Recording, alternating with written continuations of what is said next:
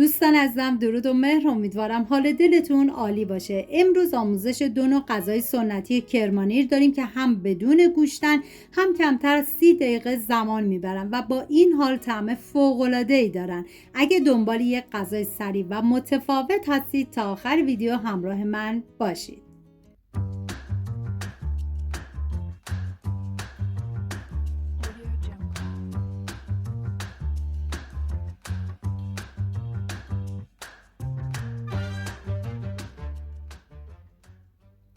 غذای اولمون کشمغز کرمانی هستش که جزء لذیذترین غذای اصیل و سنتی ایرانیه.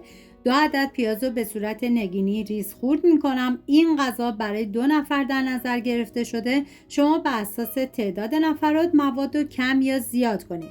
داخل قابلمه مقداری کره حیوانی ریختم. عزیزانی که وگان هستن میتونن از کره گیاهی یا از هر نوع روغنی که دوست داشتن استفاده کنن. بعد از داغ شدن پیاز ریز شده رو میریزم، هم میزنم، زمان میدم تا پیاز کمی طلایی بشه. 1 حبه سیر رو من له میکنم، شما میتونید رنده کنید.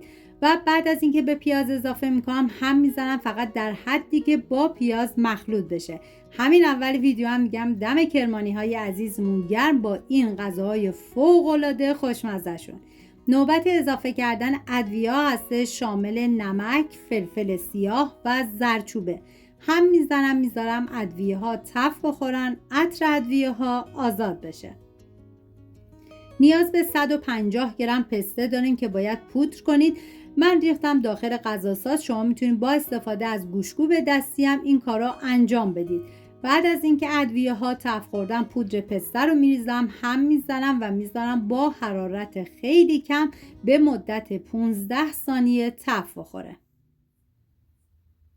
ما برای این غذای خوشمزه نیاز به 1 قاشق غذاخوری سرپر ترخون خشک داریم و 1 قاشق غذاخوری سرپر نعنا خشک. اضافه میکنم، هم میزنم، فقط در حدی که با بقیه مواد مخلوط بشه. 5 قاشق غذاخوری کشک رو من با آب جوش رقیق کردم و میریزم داخل قابلمه. اگر دیدید که مواد کمی غلیظه، دوباره مقداری آب جوش بهش اضافه کنید. بعد از اینکه کشک رو ریختید باید سریع هم بزنید تا زمانی که از دور شروع کنه به حباب زدن و بعد بذارید با حرارت خیلی کم به مدت 5 دقیقه این غذا جا بیفته. نمک غذا رو تو همین مرحله تست کنید. اگر دیدید نمکش کمه، مقداری نمک بهش اضافه کنید.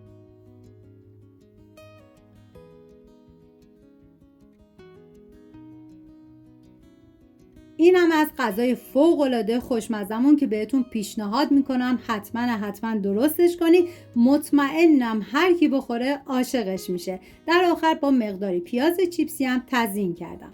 میریم برای غذای بعدیمون، آبگرمای کرمانی که اینم جزء خوشمزه ترین هاست. 3 عدد پیاز رو به صورت نگینی ریز خورد میکنم.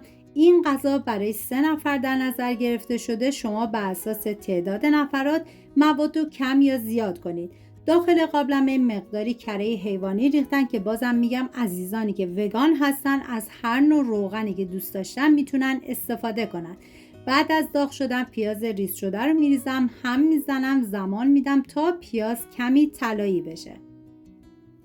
نوبت اضافه کردن ادویه هست، شامل نمک، زردچوبه و فلفل سیاه.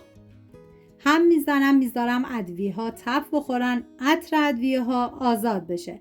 و 1 قاشق غذاخوری آرد بهش اضافه میکنم که عزیزانی که وگان هستن توی این مرحله به جای 1 قاشق غذاخوری آرد 3 قاشق بریزن، چون این غذا تخم مرغ داره، تخم مرغش رو حذف کنن. و 1 قاشق غذاخوری سرپر رب گوجه فرنگی میریزم، هم میزنم و میذارم رب تف بخوره، رنگ رب باز بشه. یکی از دلایلی که این غذا هنوز هم طرفدار دارن سادگیشونه. هم مواد اولیه‌شون در دسترسه، هم درست کردنشون زمان زیادی نمیگیره و در عین حال طعم اصیل و دلنشینی دارن. 1 عدد سیب زمینی متوسط رو به صورت مکعبی ریز کردم و بعد از اینکه رب تف خورد به بقیه مواد اضافه میکنم، هم میزنم و میذارم به مدت 10 ثانیه با حرارت کم تف بخوره. یک قاشق غذاخوری سرپر ترخون خشک میریزم، هم میزنم و در آخر 5 لیوان آب جوش بهش اضافه میکنم و میذارم تا این غذا به اون لعابی که میخوایم برسه و تقریبا زمان پختشم 25 دقیقه الی تا 30 دقیقه هستش و بهتون پیشنهاد میکنم که حتما این دو نوع غذای کرمانی رو درست کنید، چون واقعا جزء خوشمزه ترین ها و جزء غذاهای فوری هم هستش. زمانی که وقت کم دارید این غذاها بهترین گزینه است. و بعد از اینکه به اون لعابی که خواستیم رسید، من این غذا برای 3 نفره ولی 2 عدد تخم مرغ رو هم زدم و به بقیه مواد اضافه میکنم. شما میتونید تخم مرغ هم به صورت درسته بریزید داخلش و 5 دقیقه بهش زمان بدید تا این تخم مرغ خودش رو بگیره. اگر این آموزش ها رو دوست داشتید خوشحال میشم با لایک و سابسکرایب از کانال خودتون حمایت کنید. حتما تو بخش نظرات بنویسید شما اهل کدوم شهر هستید و دوست داری غذای سنتی کدوم منطقه رو آموزش بدم. سپاس از همراهی همیشگیتون. تا ویدیوی بعدی مراقب خودتون و خوبی هاتون باشید. تا درودی دیگر، بدرود.